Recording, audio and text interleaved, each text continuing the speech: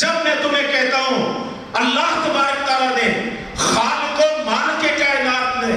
تمہیں یہ حکم دیا ہے، تم کہتے ہو نہیں ٹھیک ہے وہ ارض و سما کا مالک ہے، کل کائنات کا مالک ہے، وہ رازق بھی ہے، وہ خالق بھی ہے، ہم سب مانتے ہیں، لیکن چونکہ ہم نے اپنے آباء و اجداد کو ایسا کرتے ہی دیکھا ہے اس لیے ہم تو اپنے آباء و اجداد کی پیروی کریں گے۔ تو یہ ہمیں کہتا ہے کہ اپنے آباء و اجداد کی جاہلانہ رسموں کی پیروی کرنا، ان کی اندھی تقلید کرنا، اس کو چھوڑ۔ یہ دوسری بات وہ ہمیں کہتا ہے، اور ہمیں حکم دیتا ہے، تیسری بات ہمیں حکم دیتا ہے کہ نمازوں کو قائم کرو، اور حکم دیتا ہے کہ سچ کا اہتمام کرو، اور پانچویں چیز ہمیں حکم دیتا ہے کہ پاک دامنی والی زندگی اختیار کرو۔ پاک دامنی والی زندگی گناہ سے، بے حیائی سے، بدکاری سے، زناکاری سے، اور آنکھوں کی بے شرمی سے، دلوں کی بے غیرتی سے اپنے آپ کو بچاؤ۔ پاک دامنی عفت و عصمت والی زندگی اختیار کرو۔ اور چھٹی بات جو ہمیں کہتا ہے صلہ رحمی کرو، رشتے ناتوں کو جوڑ کے رکھو، ٹوٹے دلوں کو آپس میں جوڑو، وہ ہمیں صلہ رحمی کا حکم دیتا ہے۔ تو کتنی چیزیں ہو گئی؟ 6۔ ہمیں حکم دیتا ہے کہ اللہ کے علاوہ کسی کی عبادت نہ کرو، اور اللہ کے علاوہ اللہ کے ساتھ کسی کو شریک نہ ٹھہراؤ، اور ہمیں حکم دیتا ہے کہ آباء و اجداد کی جاہلی رسموں کو، اندھی تقلید کو چھوڑ دو، اور ہمیں نماز قائم کرنے کا، ہمیں سچ کو اختیار کرنے کا، پاک دامنی اختیار کرنے کا، اور صلہ رحمی کرنے کا، ان 6 چیزوں کا ہمیں حکم دیتا ہے۔ اب یہ ساری باتیں سن کے ہرقل کہنے لگا اب میرے جوابات بھی سن لو، میری توجیہ سن لو۔ کہنے لگے میں نے آپ سے پوچھا جو آتا ہے پھر واپس بھی بھاگ جاتا ہے، جماعت سے بچھڑ بھی جاتا ہے، امیر سے الگ بھی ہو جاتا ہے، تو تم نے کہا کبھی ایسا نہیں ہم نے دیکھا۔ تو کہنے لگے یہ نبوت کی بشاشت ہوتی ہے، یہ مقناطیسی حق میں قوت ہوتی ہے، جو ایک مرتبہ آتا ہے پھر وہ حق کا ہی ہو جاتا ہے۔ میں نے پوچھا کہ کیا کبھی تم نے اس پہ جھوٹ کی تہمت لگائی ہے؟ تم نے نفی میں جواب دیا۔ تو میں اس کی توجیہ یہ کرتا ہوں کہ جو شخص 60 سال تمہارے درمیان گزارتا ہے، اور 60 سال میں کبھی انسانوں کے درمیان کسی نے اس کو جھوٹ بولتے ہوئے نہیں دیکھا، جو انسانوں کے درمیان جھوٹ نہیں بولتا وہ خالق و مالک کے بارے میں کیسے جھوٹ بول سکتا ہے؟ اور تم نے کہا کہ وہ ہمیں یہ کہتا ہے اللہ کی عبادت کرو، اس کے ساتھ شرک نہ کرو، اور اپنے اجداد کی رسم و رواج کو چھوڑ دو، نماز قائم کرو، سچ کو اختیار کرو، پاک دامنی والی زندگی اختیار کرو، صلہ رحمی کے رویے اختیار کرو۔ وہ یہ کہتا ہے، اس کی توجیہ میں کرنے لگا ہوں۔ ملتان کے ساتھیوں، کارکنوں، ان الفاظ پہ غور کرنا ہے۔ اس دور کے جو بائیڈن کے الفاظ بتانے لگا ہوں، اللہ کی قسم کھا کے کہتا ہوں اگر ہم بھی اپنے اندر یہ اعلیٰ ترین اخلاقی معیار، یہ کریمانہ اخلاق پیدا کر لیں گے تو انشاءاللہ آج کے دور کے ہرقلوں کے بھی یہی تبصرے ہوں گے۔ ہرقل کیا کہنے لگا؟ کہنے لگا ابو سفیان تو بھی سن لے، میرے سارے درباری سن لے،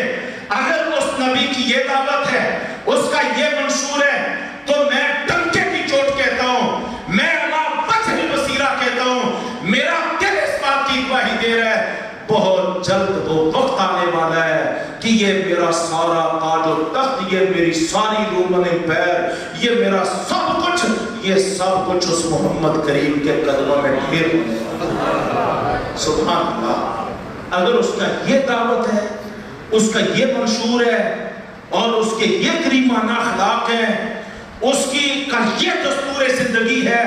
تو پھر بہت جلد میری یہ سلطنت مٹنے والی ہے اور اس سب پہ محمد کریم غالب ہونے والا ہے۔ سبحان اللہ۔ یہ تبصرہ ہے۔ یہ دوسرا واقعہ، آگے اس کی اور بھی تفصیلات موجود ہیں، لیکن میں اپنی بات کو کلوز کرتے ہوئے کہتا ہوں میں نے دو واقعات آپ کے سامنے، ایک نبوت کے پہلے دن کا، ایک نبوت کے تقریباً 18ویں یا 19ویں سال کا، دو واقعات۔ اب صورتحال کیا تھی کہ مکے میں عمرہ نہیں کرنے دیا گیا، حدیبیہ سے واپس کر دیا گیا ہے۔ آپ کا سٹیٹس یہ ہے، آپ صلی اللہ علیہ وسلم کی حیثیت یہ ہے، اور پھر کیا تھے؟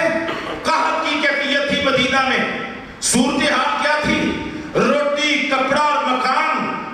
ان کے حوالے سے اگر دیکھیں، معاشی طور پہ، سیاسی طور پہ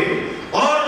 ہر اعتبار سے آپ صلی اللہ علیہ وسلم مسائل اور مشکلات سے دوچار تھے، لیکن منشور ایسا، دعوت ایسی، سوچ ایسی، خدمت ایسی، کریمانہ اخلاق ایسے بھائیوں، جن کے نتیجے میں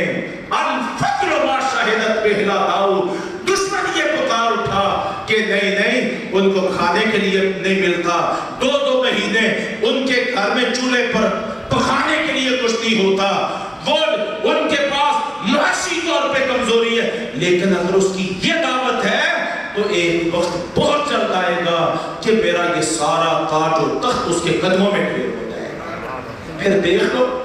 اس خط کے پہنچنے کے بعد 10 سال پورے نہیں ہوئے،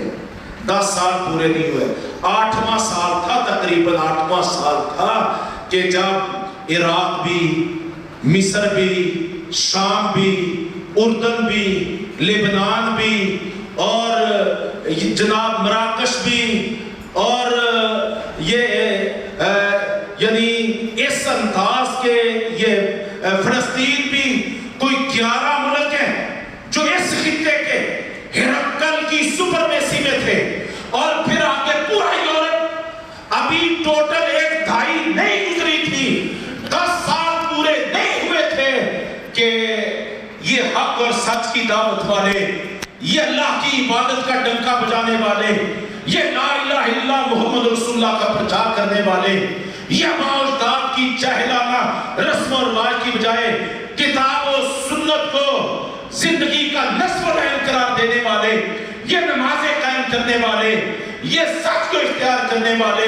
یہ پاک دامنی کی زندگیاں گزارنے والے، یہ صلہ رحمی کی روایتیں قائم کرنے والے، یہ مدینے سے چلے تھے، اور نہ جنگل ان کے راستے میں رکاوٹ بنے، نہ پہاڑ رکاوٹ بنے، دریاؤں کے پل توڑ دیے گئے تھے،